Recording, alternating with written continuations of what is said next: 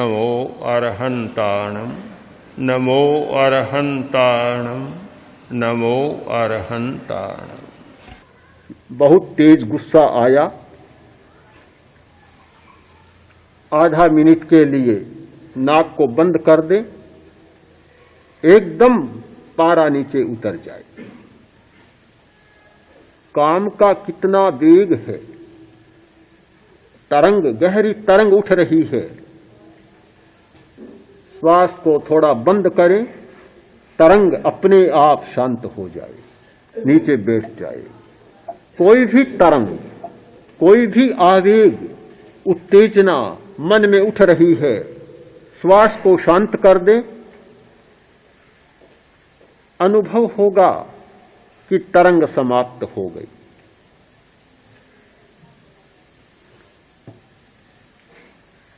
श्वास को शांत करना, श्वास को देखना कितना मूल्यवान है। श्वास प्रेक्षा करने वाला व्यक्ति केवल श्वास को नहीं देख रहा है। प्रश्न होगा, हर व्यक्ति के मन में, हर साधक के मन में प्रश्न होगा कि शिविर में आए हैं समाधि के लिए, शिविर में आए हैं आत्मा को जानने के लिए।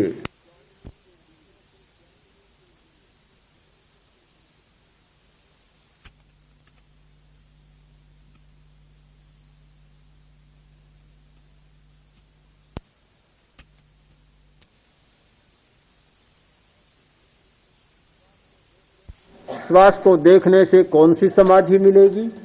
श्वास को देखने से कौन सा चैतन्य उपलब्ध हो जाएगा? श्वास को देखने से कौन सी आत्मा उपलब्ध हो जाएगी? बहुत बड़ा संकट है, बहुत बड़ा विघ्न है और बहुत बड़ा प्रश्न होता है मन में। व्यक्ति समझ नहीं पाता कि जिस श्वास को एक दिन छोड़ना है, जिस शरीर को एक दिन छोड़ना है, तो ये नश्वर है श्वास, ये नश्वर है शरीर।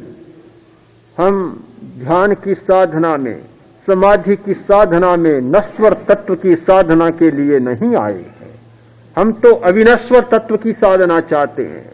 ऐसा तत्व जो अनश्वर हो, अजर हो, अमर हो, अविनाशी हो, कभी जिसका नाश न होता हो, ऐसे आत्म तत्व की, चैतन्य तत्व की साधना के लिए आए हैं। इन क्षण भंगुर तत्वों की साधना के लिए नहीं आए हैं। पर क्रम भी समझना होगा। हमारा उद्देश्य अनश्वर है, हमारा उद्देश्य चैतन्य को उपलब्ध होना है। हमारा उद्देश्य समाधि की अवस्था में जाना है। पर जाने का कोई क्रम भी तो होगा। अक्रम नहीं हो सकता दुनिया में, छलांग नहीं हो सकती। अगर छलांग ही होती तो किसी को सीढ़ी बनाने की जरूरत नहीं होती, फिर मकान में कोई सीढ़ी नहीं मिलती। छलांग भरी और ऊपर की मंजिल पर चढ़ गया, चाहे चौथी मंजिल जाना हो, चाहे 10वीं मंजिल जाना हो, छलांग भरी और चढ़ गया, कोई सीढ़ी की जरूरत नहीं होती। किंतु हर व्यक्ति इस नियम को जानता है, मकान बनाने वाला इस सच्चाई को जानता है कि ऊपर चढ़ना है तो सीढ़ियां जरूरी है। एक एक सीढ़ी को पार करके ही ऊपर जाना होगा, पहले नहीं जाया जा सकता। हां, क्रम होता है, क्रम होता है। सीढ़ी न हो, आज के वैज्ञानिक युग में और साधन भी है, लिफ्ट हो सकती है, पर कोई न कोई क्रम होगा। अक्रम से आप नहीं जा सकते, क्रम निश्चित है। तो आत्मा को उपलब्ध करने का, चैतन्य को उपलब्ध करने का एक क्रम है और उस क्रम की पहली सीढ़ी है श्वास प्रेक्षा, श्वास को देखना। जैसे ही हम श्वास पर ध्यान केंद्रित करते हैं, श्वास शांत हो जाता है। मंद हो जाता है, गति मंद हो जाती है, श्वास की लंबाई बढ़ जाती है, संख्या घट जाती है। एक व्यक्ति सामान्यतः स्वस्थ मनुष्य 16, 17, 18 श्वास लेता है सामान्य अवस्था में। उत्तेजना की अवस्था में तो बहुत ले लेता है। उत्तेजना की अवस्था में तो 20, 30, 40, 50, 60, 70 तक भी पहुंच जाता है। सामान्य अवस्था में इतना श्वास लेता है, किंतु श्वास परीक्षा करने वाला गति को लंबा करता है, परिणाम होता है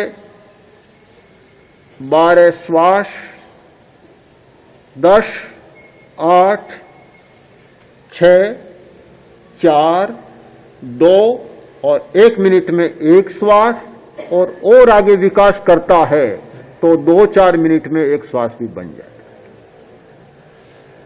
है। यह स्थिति जब बनती है, उस व्यक्ति के सामने यह प्रश्न नहीं होता कि मन बहुत चंचल है।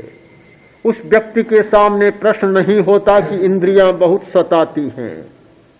उस व्यक्ति के सामने प्रश्न नहीं होता कि ये फालतू विचार दिन भर चक्कर काटते हैं, बिना मतलब दिमाग को बोझिल बनाते हैं, भारी बनाते हैं।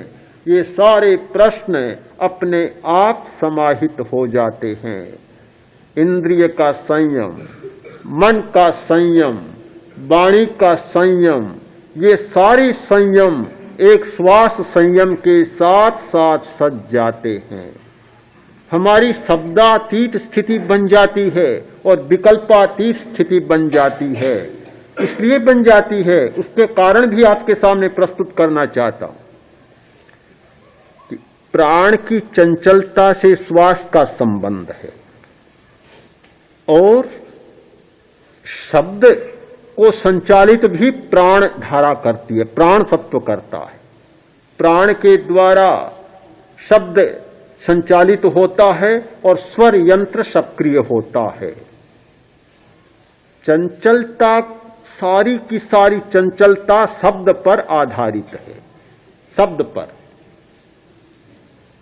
इस बात पर, इस सच्चाई पर शायद आपने ध्यान नहीं दिया होगा कि चंचलता मन की नहीं होती, चंचलता शब्द की होती है। चंचलता का अर्थ है स्मृति। क्या कोई ऐसी स्मृति होती है कि जिसमें शब्द नहीं होता? कोई स्मृति ऐसी नहीं होती जिसमें कोई शब्द न हो। शब्द के बिना कोई स्मृति नहीं हो सकती। क्या कोई ऐसी कल्पना होती है जिसमें शब्द नहीं होता? कोई नहीं होती। शब्द के बिना कोई विकल्प नहीं होता, कोई कल्पना नहीं होती। क्या कोई चिंतन ऐसा होता है जिसमें शब्द न हो? कभी नहीं हो सकता। स्मृति, कल्पना और चिंतन ये सब शब्दात्मक होते हैं, भाषात्मक होते हैं। हमें मन को स्थिर नहीं करना, चित्त को स्थिर नहीं करना, हमें शब्द को स्थिर करना है। हम शब्दातीत बन जाएं, शब्द समाप्त, मन अपने आप समाप्त। मन चलता है शब्द के सहारे, शब्द चलता है प्राण वायु के सहारे और प्राण वायु चलती है श्वास के सहारे। जब प्राण वायु शांत होती है तो उधर श्वास शांत होता है और उधर शब्द भी शांत हो जाता है। साधना करने वाला व्यक्ति शब्दातीत स्थिति में चला जाता है, कल्पनातीत स्थिति में चला जाता है, विकल्प के समुद्र का पार पा जाता है और चिंतनातीत, विचारातीत स्थिति में चला जाता है। तो प्राण वायु को समझना, उसे शांत करना समाधि के लिए पहला प्रस्थान, और उस पहले प्रस्थान की यात्रा करने के लिए श्वास को शांत करना हमारा दूसरा प्रस्थान। ये दो प्रस्थान जैसे जैसे हमारे सामने स्पष्ट होते चले जाएंगे, वैसे वैसे समाधि की यात्रा हमारी निर्विघ्न होती चली जाती है। कि चित्त और मन में क्या फर्क है।